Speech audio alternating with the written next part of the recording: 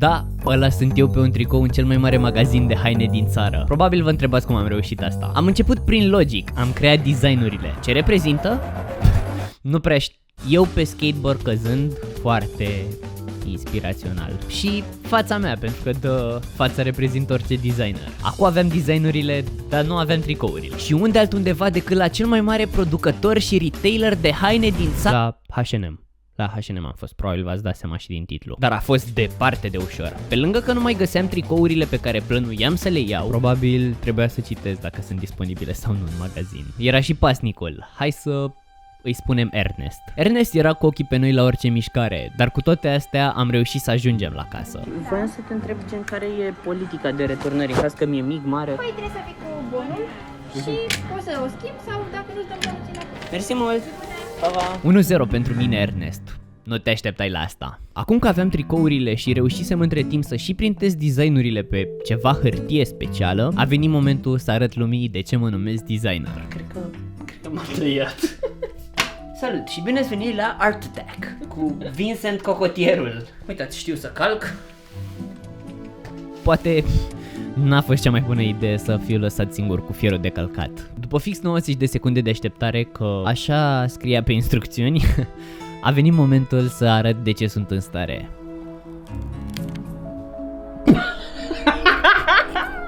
O să trecem peste asta, restul meu e și superb.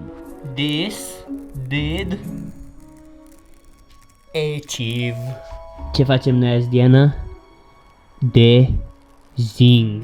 Nu ai fi eu cel mai cel designer, dar nici nu știau H&M ce să-i aștepte. Am ajuns la H&M, după cum puteți să vedeți. Avem hainele personalizate, designed by me. Și da, hai să ne punem hainele în cel mai mare magazin de haine din București. Suntem într-un punct în care suntem foarte aproape să ne infiltrăm hainele în H&M și cu toate astea ei au 400.000 de abonați pe YouTube, iar eu nici 4.000.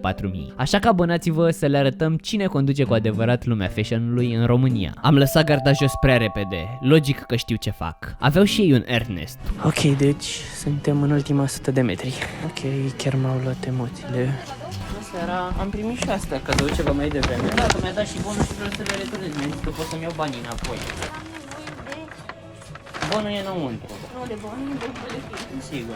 E ok? Mulțumesc mult, seara frumoasă. Oh my fucking god.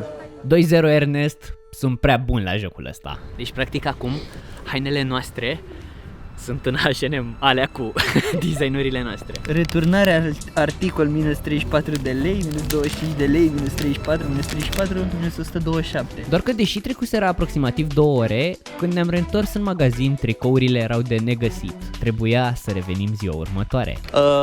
Am venit pentru revenge. Cum am intrat în magazin, l-am văzut pe Ernest și fix lângă un tricou cu fața mea. Sunt în fața H&M-ului și ăsta e primul tricou de la intrare, gen. Efectiv, sunt la intrare din H&M și asta e fața mea. Oh my god. Efectiv, ăsta e Darius pe tricou în H&M. Scot și eu primul tricou și... Auzi? Cabinele de probă unde sunt? În fața caselor în capăt, în colțul tău. Ah, ok, mulțumesc mult. Ok, deci dacă vreți un tricou cu mine căzând dintr-o ciupercă sau fața mea pe logo-ul MTV, ne vedem la Militar Shopping Center. Game, set, match. Ernest